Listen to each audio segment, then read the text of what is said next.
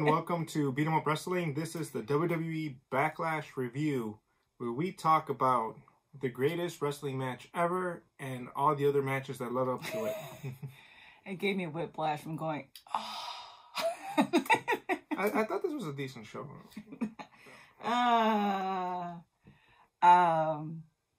I don't know. It didn't have a draw for me to begin with. I was just there for Randy and Edge. What about the end? That's all I was there for. I was there for it. My thing is, like, you know, things are bad when your main titles are not even like the biggest draw on the card. That's true. It's not even your main event. It's not your main event. Neither one were, and neither one was that great. Well, no, Bobby Lashley. Okay, I was saying Bobby and Drew was actually good. I enjoyed that until the ending, but we'll get into that. Yeah. So let's start from the beginning, which is the kickoff show, which shouldn't have been on the kickoff show, but let's get into that. Yeah. This was Apollo Cruz versus Andrade for the United States Champion. Thank you. I was going to say Universal. I don't know why. No, I wish. Sorry, Apollo. But a United States Championship. I really thought it was going to be Sheamus and Jeff Hardy on the kickoff since there was no belts involved. So it always confuses me when there's belts being traded or potentially traded on a kickoff show, because it almost feels like you don't give the title its service. Yeah. Like, what's the point? I mean, at one time, the kickoff shows, I don't know if it's still true, they used to be on YouTube and it was for you to buy in to the pay-per-view and all that stuff. But that's not the case anymore. Or even before, it was to squash beef. Like, if you had beef with somebody, like another wrestler had a beef, so it's like that was like the kickoff to see them go at it. Just to try to get you to buy the pay-per-view. But at this time, like, they're giving out the pay-per-view for free if you're not a member of the network. Yeah. So I don't see why you would put one of your belts up in the kickoff show. It just makes it feel unimportant. Yeah, and Apollo and Andrade are very good talents. They have moments where they're really good in this match, but then you had Kevin Owens come out, and then you had Garza come out, and it's just one of those things where it just felt like you didn't need them either. Like, you could have just honestly let them wrestle, and I always feel like Andrade's having this disservice because it's never just him anymore. It was him in the beginning, which was nice because you got to see a couple of like what he was known for, you know, like he was just like one of those guys, you know, and he doesn't even have those moments anymore where he goes on the ropes, he doesn't do his little thing, you know, it's what people know him for. He's no longer even that, and it kind of he's been squashed.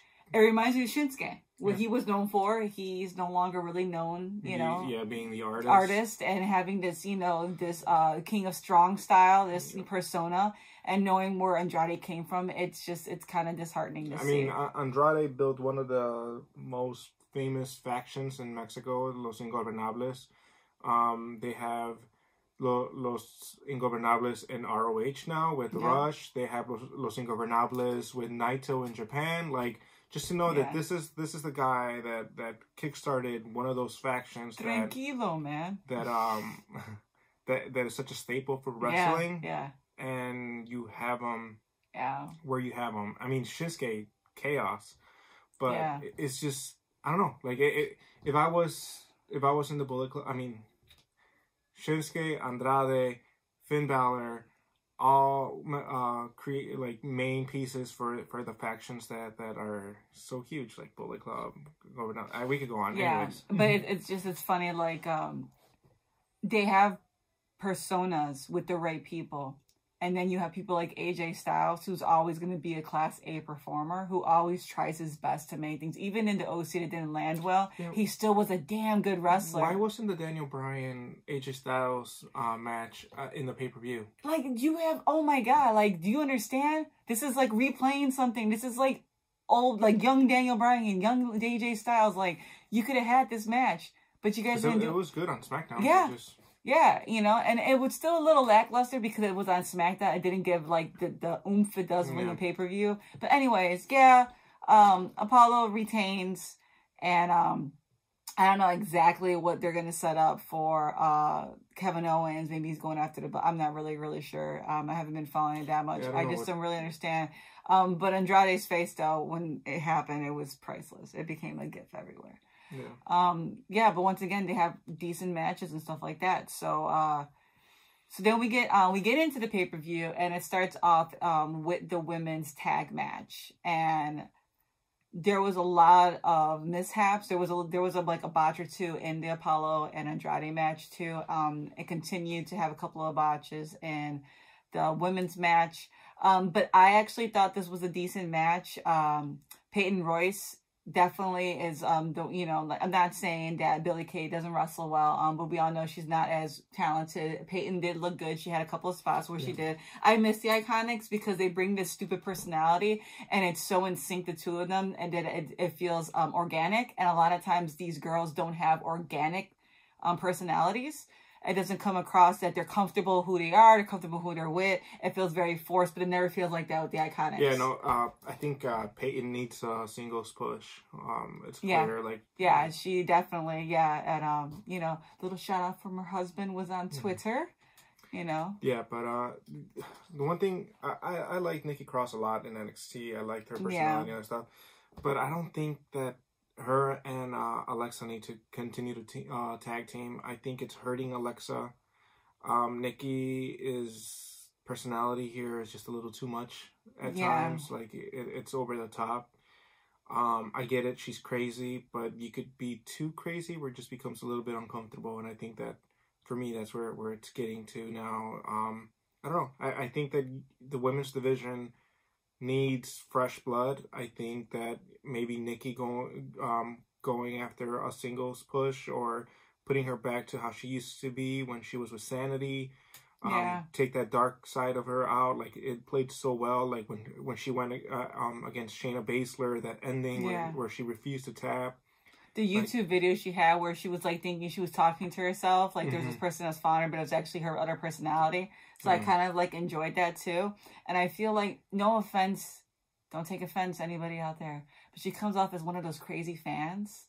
You know what I mean? Like those ones that are like, if you were like a boy band fan, you know, and that's her personality. And I don't understand what it does for the dynamic, because it was so nice to see Alexa do like her the twisted. It looked good this time. Like there's been a couple of times where I'm not sure if she's just not feeling it because she's scared of getting hurt, which is reasonable, understandable. She's been hurt so many times.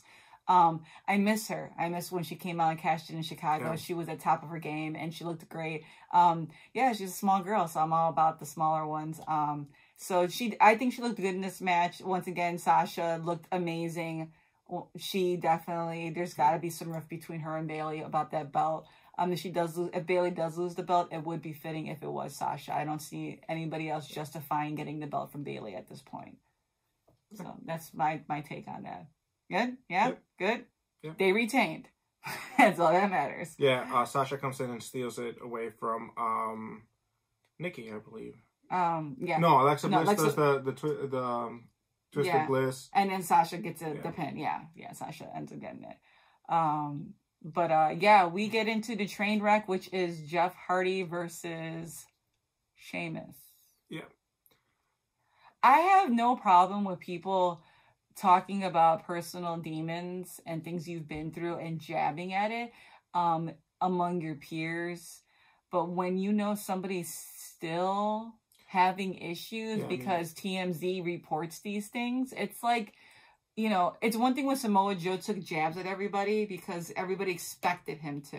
But when you play on it, not on just a promo, but you do a whole piece and you build it up, like he's unstable. And we all know, we've seen Jeff Hardy not at his best. Yeah, alcoholism, you never beat it. It's every day you got to fight it. Any addiction, And the fact that they're putting things that could potentially trigger him it's not cool. You're doing it for something that's just a throwaway match. It's just, I don't know, it just makes everybody uncomfortable. I don't know who actually enjoys this whole storyline here. Yeah, the consensus from what I saw on social is that nobody's enjoying it. People want to blame Matt leaving for that, but I'm like, when Matt was there, what the hell were they doing with him still? It was a little confusing. The only one I threw him a bone and tried to do a storyline was Orton. And I still felt like Orton carried more than half that bag on that storyline. And he sold it well. I just feel like Jeff's kind of like the pop you get when you want to see an older superstar. It's not the same thing anymore. And it's okay if he can't be the same Jeff Hardy. That's fine, you know? But they're also not giving him a chance to shine. He doesn't do promos. He doesn't do anything. You can't blame Matt Hardy for looking for something for him to do because they weren't doing anything with him in WWE. Yeah. And like this storyline is not something that Jeff came up with. This is creative. This is Vince McMahon doing jabs like he always does at his stars, and it's nobody's fault other than the creative team, whoever decided to go with this storyline. It's just bad. And the sad thing is, the parts when I did pay attention to, Jeff was doing a pretty decent job wrestling, and Sheamus sold a lot of the moves too. I don't know if it was just the story put me off so bad that I just didn't care at that point, and it sucked because Jeff didn't deserve that. No, yeah. I feel bad about that a little bit, you know, like I think this match went too long too. Yeah, it was a little bit too long. So Sheamus, I once again don't even know what the hell this was about anyways. Yeah. Somebody threw pee at somebody else. Yeah, something. I don't know, man. Okay, so we get to the Miz. We get to Asuka and Nia. Asuka and Nia match. People were like, oh man, it'd be really crazy if Asuka loses the belt, and I'm just like, don't. I already had said if she would have lost the belt, I would have stopped watching the pay-per-view. Because this shows the talent that Asuka had, because there were some moments where Asuka was doing some cool stuff. I hated the ending. It was a double count out. Yeah. So it just, the writing is on the wall. I think they're getting ready for a triple threat with Charlotte, Asuka, and Nia. Yeah, it's not over. So that Charlotte could pin Nia, so Asuka doesn't get the pin. But she loses her belt, and they put another belt on Charlotte because, as many of you know, there's been a lot of rumors going around that Charlotte is planning on having a family with Andrade and actually retiring. Yeah. I don't know. It could have been anybody, but no offense to her. She just needs a lot of work. She looks stiff. Asuka sold a lot of her moves. Even her clothesline was a little. It didn't look like it would bring the impact on what it did. I want the best for her, you know what I mean? I want her to get better because we do need other people, just all types of women in the division, you know what I mean? So I do want her to get better. I just don't want her to hurt anybody else, because if she doesn't let people know now, it's gonna affect her later, because it just would, you know what I mean? Well, and she doesn't look like a bad person. She doesn't. Nia and Asuka had better matches when they were in NXT. I think, unfortunately, Nia has put a lot of strain in her body, and you can tell it. Like, her knees look a little bad. Like, she needs to recover better. And I think that, I don't know. It's just her body has been through a lot, and you could tell that's why she starts moving slower. She's not able to do some of the stuff that she was able to do before. Yeah. So it's just Father Time catches up with everybody, you know. Yeah, so then we get into the Braun Strowman and Miz and Morrison match. Braun Strowman wearing his Thomas Train t-shirt with a train with Braun's face on it. So that's all I thought about the whole time. I was like, he's the train they built the wall on? Yeah, he's going to be in the Thomas, the was engine. It George or something? The one that got built on the I don't remember that. You guys haven't seen that. Look up the one where it's a train. He refuses to come out to get his paint job done. And the reason I said it is because we couldn't believe they actually killed the train in a kid's show. But they build a wall because they're tired of seeing his grumpy face. No, he refuses to come out because he had a new paint job. So and he didn't want to get away. Dirty or rusted. Yeah. So then in time they forgot about him, and then it is spackled up in new walls, stuff like that, and he was just in there. Yeah, it's a horrible, horrific episode where they get mad at him because he doesn't want to come out, so they just bury him alive. This is exactly what Braun Strowman did. He buried the other team alive. Yeah. I don't like his new logo. It's just. I hated the fact that I liked Morrison and Miz's stupid song. The video was ridiculous. The song lyrics are actually not that bad. The fact that they put on a live concert for the beginning part was actually hilarious. First, it's as far as all the other things that I hate when they do dumb things, but it when you legitimately know Miz took the time out to write something, and they're like, no, let's record this to be really, really funny, and blah blah blah, and the fact that they did a production to make a video, it took a lot of effort. It takes more effort to do these things than I would say, just squashing a match. So I respected the fact that they tried to sell something in the beginning, but it was a stupid match. The curve was cool that they did, you know, they could no longer kind of like hold the belt together. It had to be one of them. A lot of people thought that it would have been Morrison or Miz actually winning, and Otis might have came in as they were fighting to cash it in, which actually would have been a pretty decent storyline. So that was another thing that was going around rumor mills and people just wishful thinking. Because Braun actually with the title, I don't know, it doesn't do nothing for me. He never really did anything for me.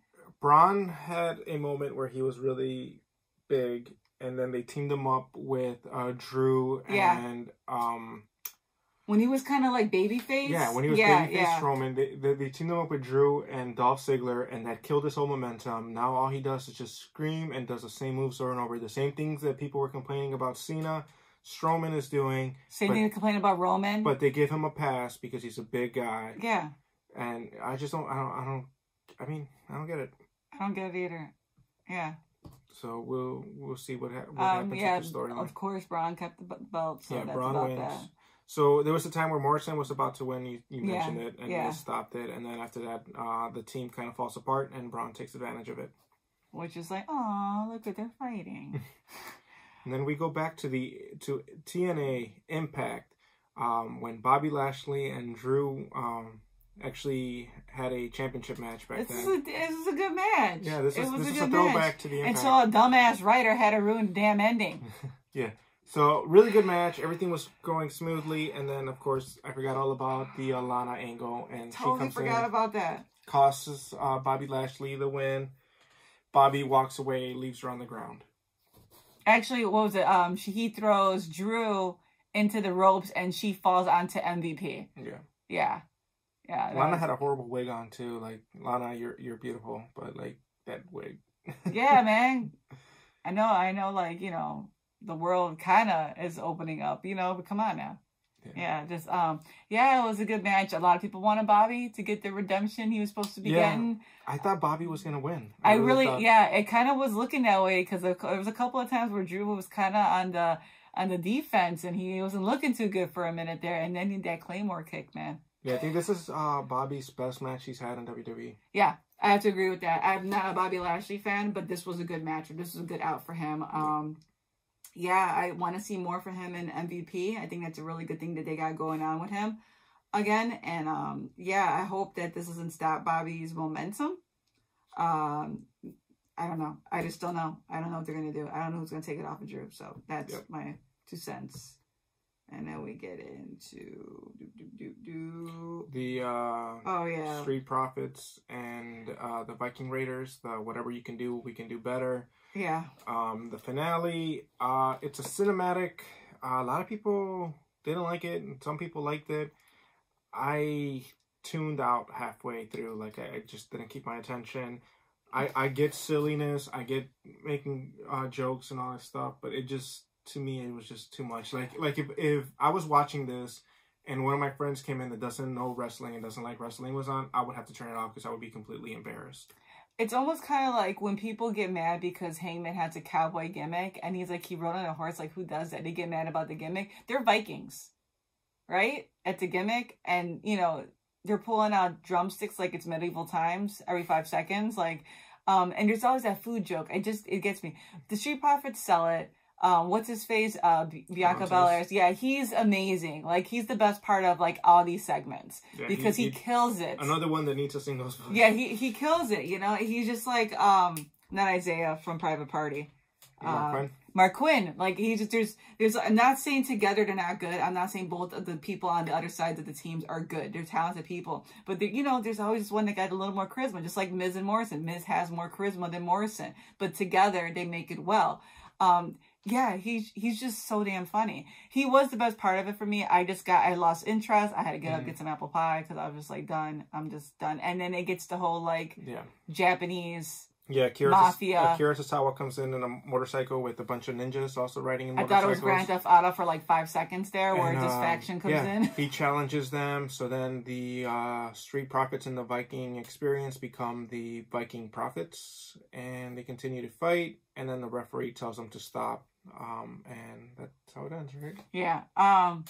So what was weird is that I thought the cinematic pre-recorded was going to be just mainly the Randy Orton and Edge. I didn't know it was going to be the Street Profits or whatever, because it looks like it was very cinematic put together. It just didn't happen. So yeah, it was weird to see that those two matches were that. And it's funny because the Edge Orton match was actually a match. But it was pre-recorded for a few dumbass angles.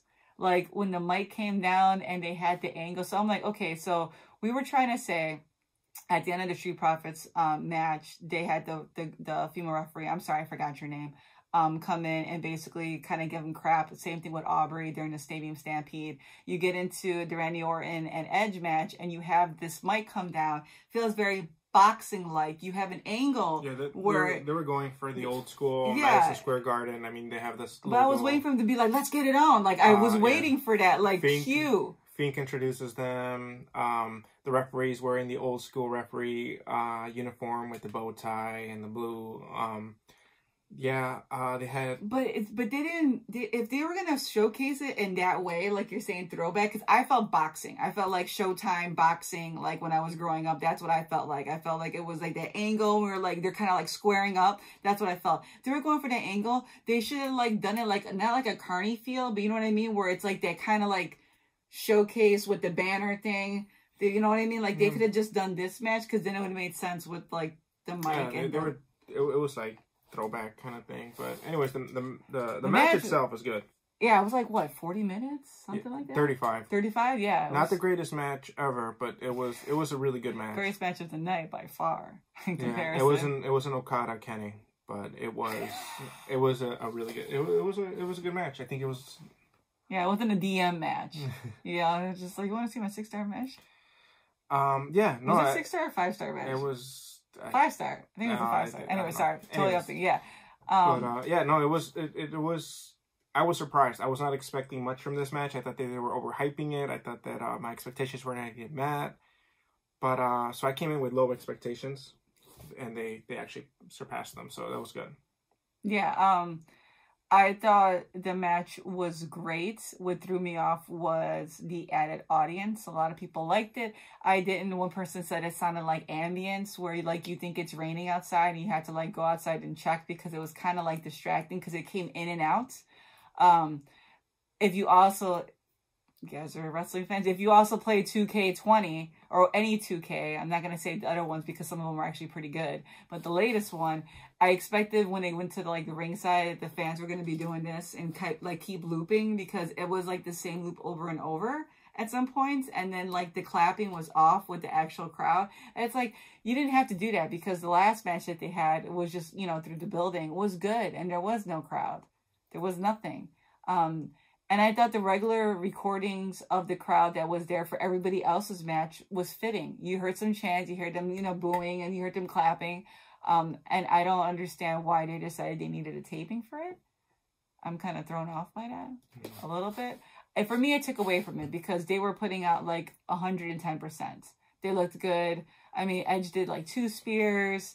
Orton did a pedigree. Yeah, there was rock bottoms. There was there was a lot stunners. There were RKOs. There were throwbacks to a bunch of finishers. It was an awesome match. Yeah, definitely. Entertaining.